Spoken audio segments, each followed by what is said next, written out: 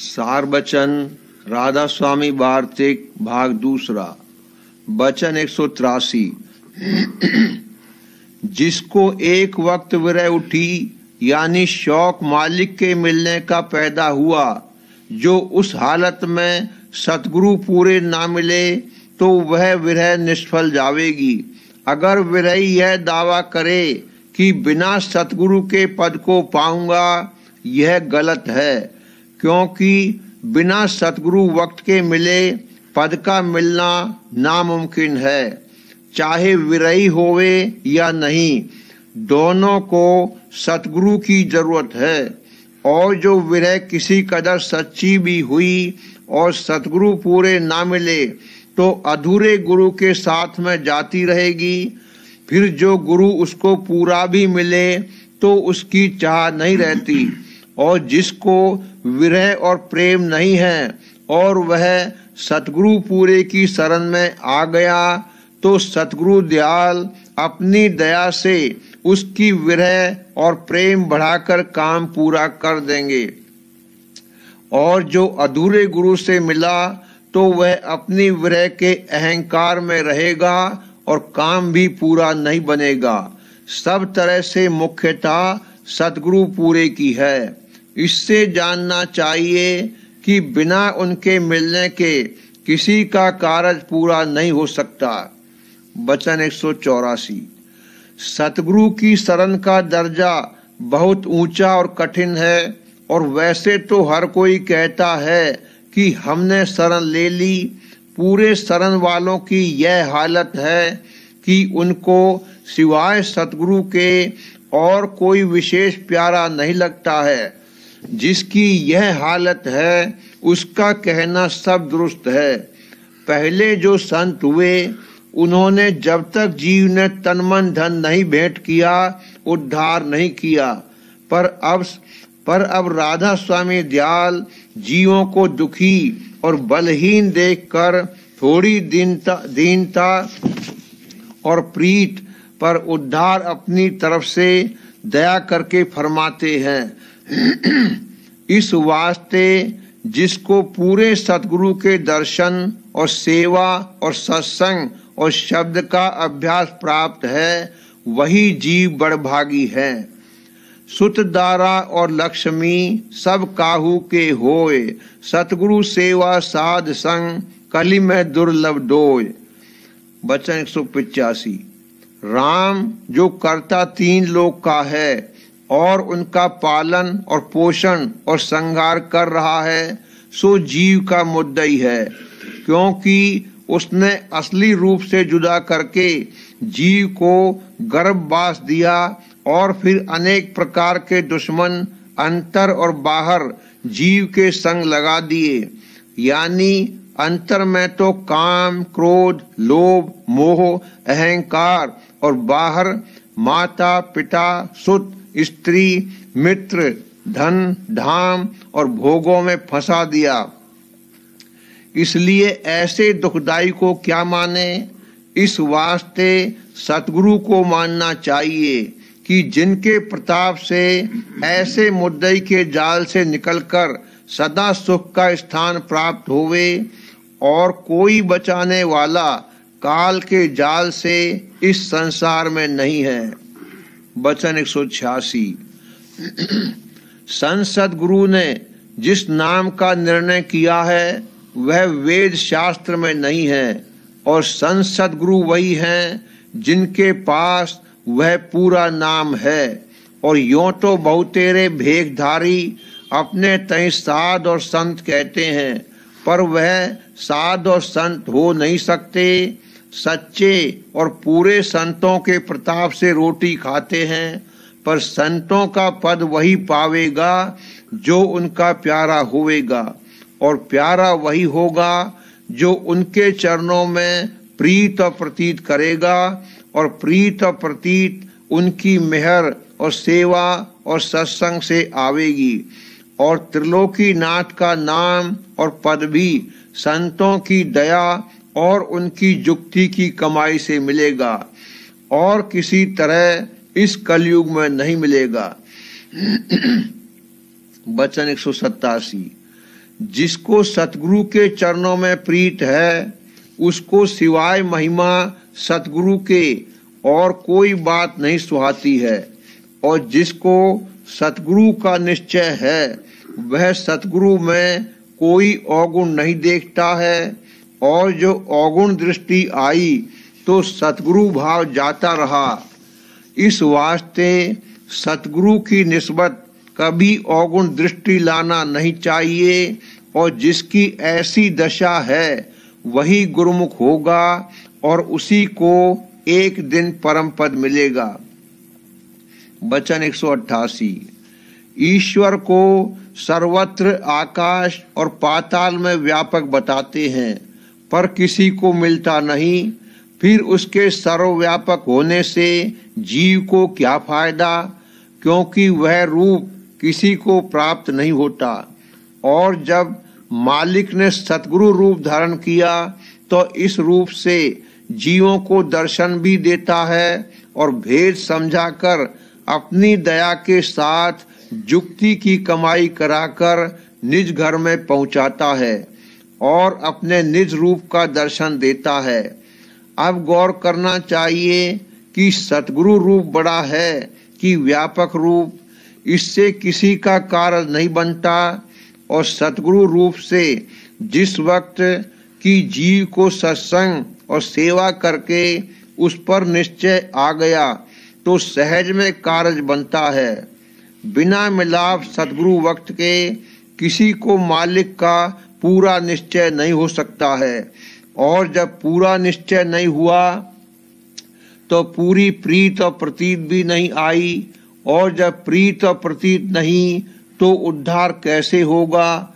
फिर जो कुछ करतूत परमार्थी बनेगी वह कर्म का फल 84 योनि में देगी, पर सच्चे मालिक की भक्ति कभी नहीं आवेगी।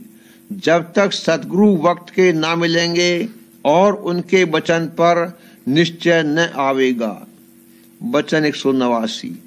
साध ब्राह्मण क्षत्रिय आजकल अहंकारी हो गए हैं।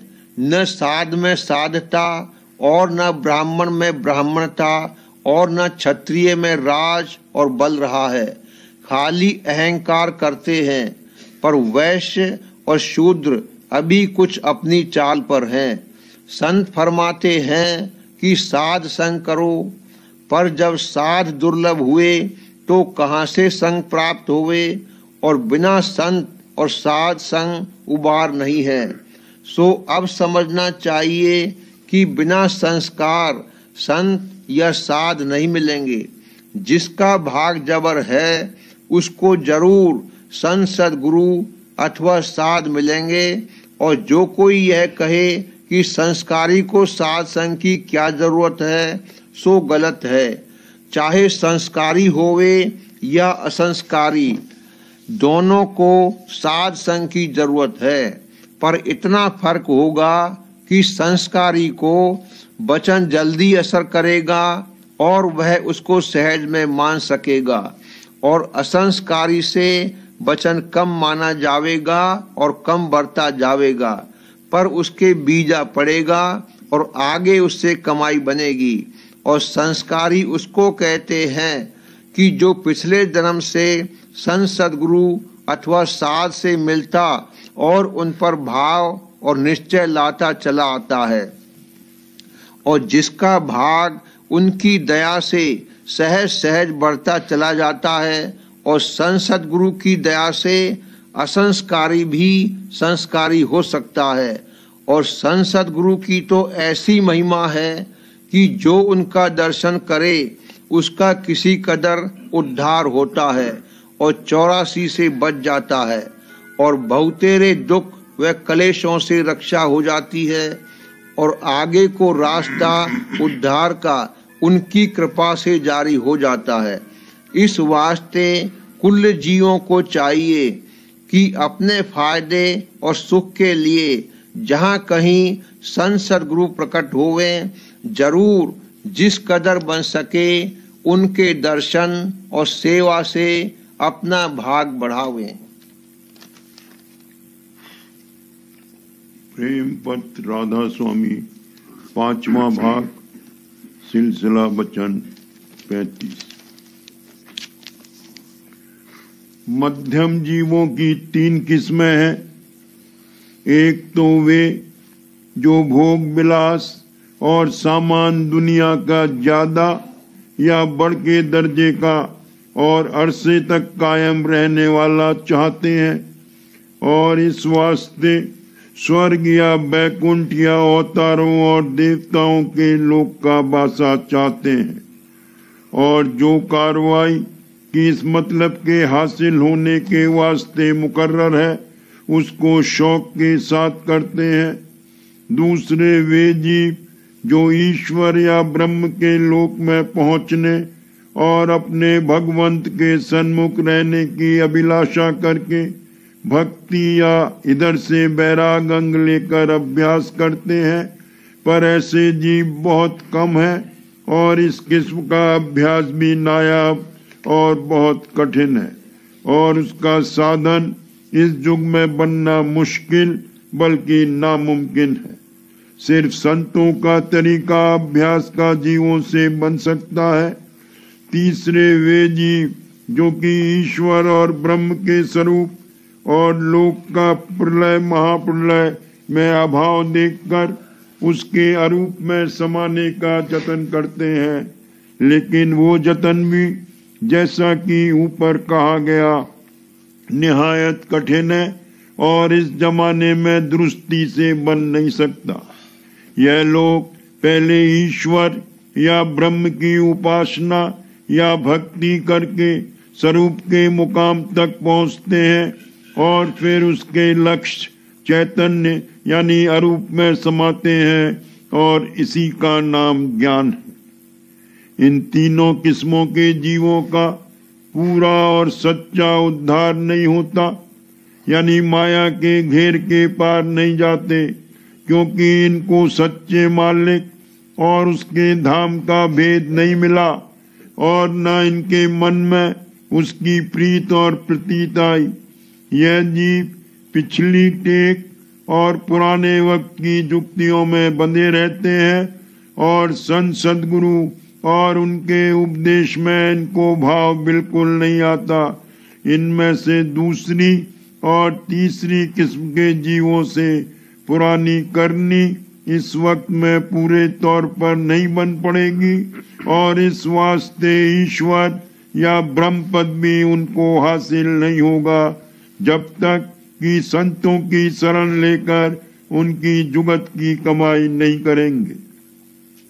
तीसरे दर्जे के यानी निकृष्ट जीवों से कोई परमार्थी कार्रवाई या जतन और जुगत वास्ते प्राप्ति सुख और ऊंचे मुकाम के नहीं बन पड़ेगी, क्योंकि उनके मन में कुल मालिक या ईश्वर और ब्रह्म वगैरह की प्रतीत साधारण होगी और संसार की तरफ से चित्त हटाने की ताकत उनको नहीं है, क्योंकि उसके भोग विलास में वे गहरा सुख मानते हैं और उन्हीं की चाह उठाकर दुनिया में मेहनत और मशक्कत करते हैं। आइंदा का फिक्र करना जरूर नहीं समझते। ये जीव निपट संसारी है और संतों के सत्संग के लायक मुतलक नहीं है और वे बारंबार दुनिया में अपनी करनी के मुआफिक जन्म धरते रहेंगे। जो जीव की कुल मालिक राधा स्वामी दयाल की भक्ति और शरण में आए वे मालिक के अपनाए हुए और महाप्यारे हैं और दूसरे दर्जे के जीवों पर भी ब्रह्म का खास प्यार है और बाकी जीवों पर आम तौर की दया है। इसी के मुआफिक रामायण में भी वचन है, भक्ति विहीन बिरंच किन होई, सब जीवन सम प्रियमम सोई, भक्तिवंत जो नीचौ प्राणी, प्राण से अधिक सो प्रियमम बानी। खुलासा इस वचन का ये है कि मालिक को भक्ति और दीनता प्यारी है। जो कोई उसके चरणों में सच्ची प्रीत और दीनता लावेगा वही संत गुरु से मिलकर निज धाम में वासा पावेगा और संत गुरु उसको मौज से आप ही मिल जावेंगे। और सबब ऐसी मौज का ये है कि कुल मालिक आप प्रेम का अथाह भंडार है, और जीव जो उसकी अंश है वो भी प्रेम स्वरूप है।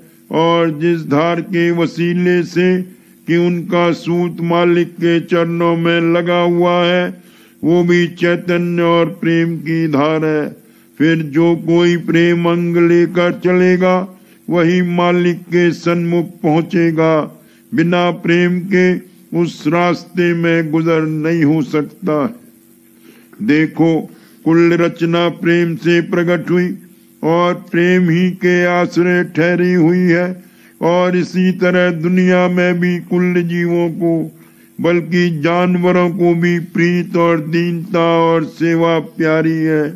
जो कोई जिसके साथ इस तौर से बर्तावा करता है वो उसको प्यारा हो जाता है और उसकी हर तरह से सहायता और मदद करता है। फिर जो कोई जिस पद की सच्चे मन से भक्ति और सेवा करेगा वो एक दिन उस पद में पहुंचेगा। जो भेदी से उस पद का पता और निशान और रास्ते का भेद और जुगत चलने की दरियाफ्त करके अपने घट में चलना शुरू करेगा। लेकिन सच्चे और कुल मालिक का धाम उसी को मिलेगा जो संसद गुरु का सत्संग करके और उपदेश लेकर सुरत शब्द मार्ग का अभ्यास करेगा। यानी शब्द के आश्रय सुरत को अपने घट में निज धाम की तरफ चढ़ावेगा। और मालूम होवे कि घट में रास्ता चाहे किसी स्थान का होवे सिर्फ संतों की जुगत की कमाई से तय होवेगा। और कोई तरकीब से जो कोई इस समय में चलना चाहे तो रास्ता नहीं खुलेगा और चाल नहीं चलेगी। जो कि भक्ति के कायदे हर जगह एक सा है, चाहे जिसकी जो कोई करे। इस वास्ते हर एक को मुनासिब और लाजिम है कि पहले तहकीक करे कि कौन सच्चा और कुल मालिक है, तब उसकी भक्ति में कदम रखे। फिर उसको जितने पद रास्ते के हैं सब मिल जावेंगे और आखिर में धुरधाम में बासा पावेगा। लेकिन कुल मालिक का भेद सिर्फ संसद गुरु या उनके प्रेमी और अभ्यासी भक्त से मालूम हो सकता है। सो जिसके हृदय में सच्चा शौक कुल मालिक के दर्शन का है उसको संसद गुरु अपनी मेहर से आप मिल जावेंगे। यानी उसका संयोग अपने चरणों में लगावेंगे और उसको उपदेश देकर अपनी दया से एक दिन कुल मालिक के देश में पहुंचावेंगे।